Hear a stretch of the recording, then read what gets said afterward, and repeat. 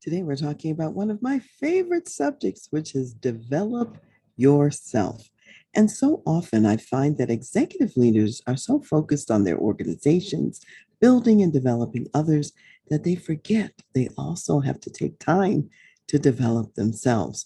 And so, what I want to talk about today is that we're always growing, we're always changing and improving, or we stop living.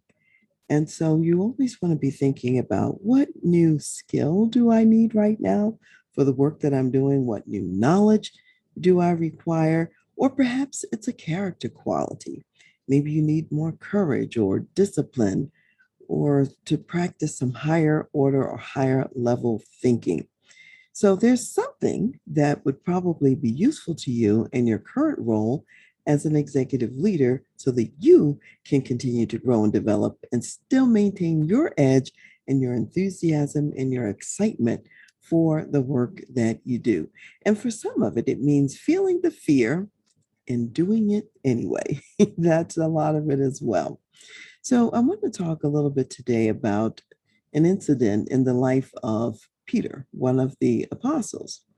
And Peter was kind of interesting because he was one of those guys who, was mouth first. Sometimes before he thought about what he was saying, he was very passionate as a person and he felt like he was fiercely loyal. So Jesus was talking to his close in group of disciples and he told them, he said, look, I am on my way to be crucified.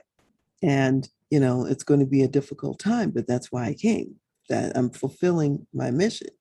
And he warns them all. He says, everybody's going to desert me. This is going to happen. That's going to happen. And Peter says, I'm not going to desert you. I'm even willing to go with you to death. And so Jesus says to him, well, you might think that way now, but before the cock crows, you will have denied me 3 times. At the time Peter heard this, I'm sure he thought, well, you don't know me. That's not me. I'm not one. I'm a loyal person. I'm not going to deny you. And I'm sure he believed that in his heart. And he really thought that that's who he was. And so Jesus warned him again. He said, listen, Satan desires to sift you like wheat. And Jesus says, but I've prayed for you.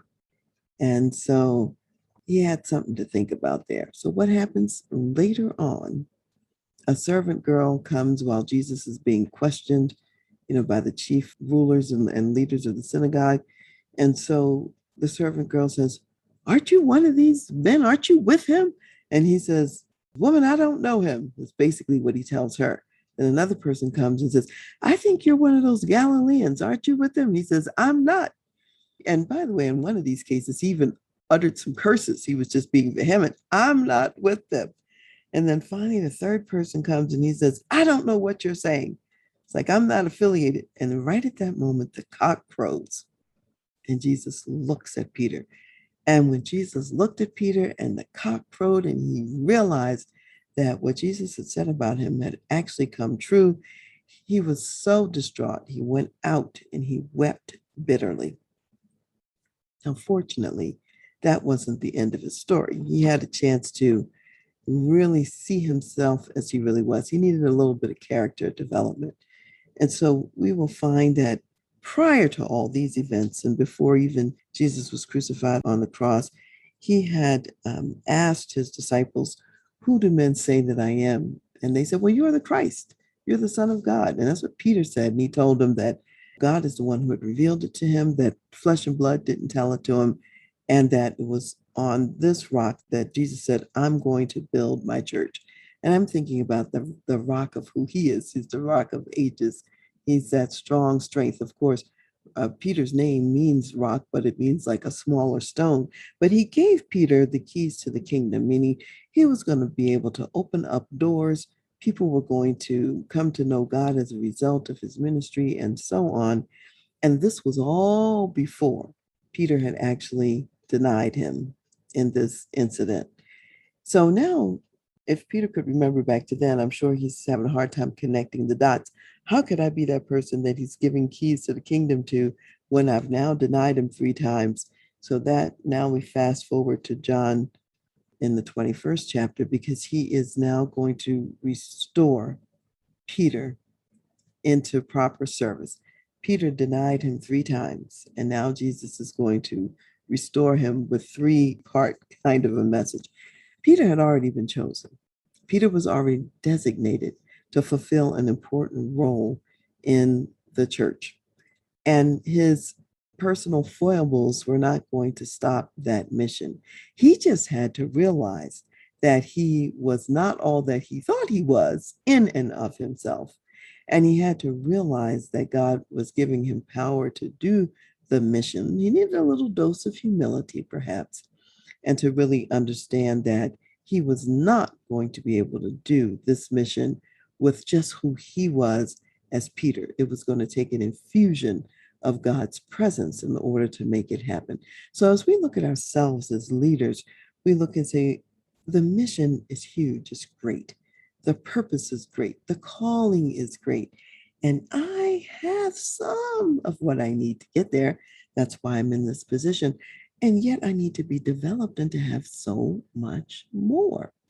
Well, that development is ongoing, it's constant, it doesn't stop. So just remember that when you're not developing, you're not growing and you're dying. So in my book, Lead Yourself First, the Senior Leader's Guide to Engaging Your People for Greater Performance and Impact, one of the concepts I mentioned in that book is the whole concept about lead yourself first. In other words, it starts with you and then spreads out to others. I also talked about how that you are the instrument of your leadership. So we can use instrument in a lot of different ways, but I'll use it as a musical instrument today. If you think of yourself as a musical instrument, you might need to be tuned up occasionally. You might have to have your strings changed. You're going to need some maintenance. You're going to need some attention. You want to sharpen, tune up that instrument so that you can play the best music you can play, the most beautiful music that you can play. An out of tune piano, I don't care how skillful your hands are on the keys, the sound is not going to be pleasant.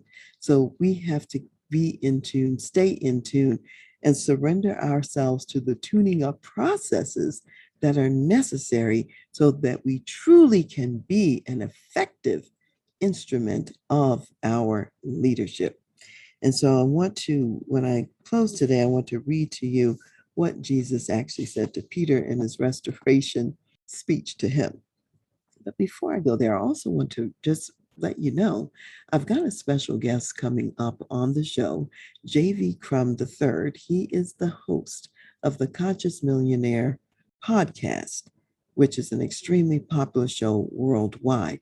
He's an expert in leadership development, and he will share some very important tips on how to go beyond high performance to how to be limitless as a leader. So make sure that you catch that show. Also, I am still interviewing executive leaders. So if you are a Christian executive leader in a mid to large size company, a secular organization, and you are willing to be interviewed by me so I can understand your leadership journey, please contact me at Dr. Karen, Karen, at transleadership.com. Now, let's see. What was it that Jesus said to Peter in his restoration encounter? So this is John, the 21st chapter, starting with verse 15.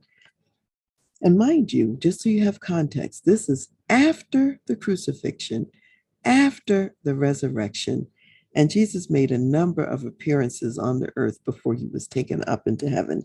And he spent some quality time with his close-in disciples in particular. So on this particular day, he's having breakfast with the disciples.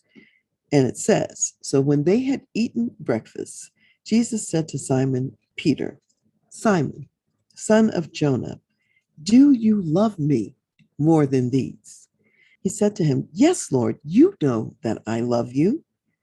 He said to him, feed my lambs. He said to him again a second time, Simon, son of Jonah, do you love me? He said to him, "Yes, Lord, you know that I love you." He said to him, "Tend my sheep." He said to him the third time, "Simon, son of Jonah, do you love me?" Peter was grieved because he said to him the third time, "Do you love me?" And he said to him, "Lord, you know all things. You know that I love you." Jesus said to him, "Feed my sheep." So I just want you to know you are in your executive leadership position because there are young lambs for you to feed. There are older sheep for you to feed. You are where you're supposed to be. And in your market ministry leadership, Jesus is asking you, do you love me enough to feed my lambs and my sheep?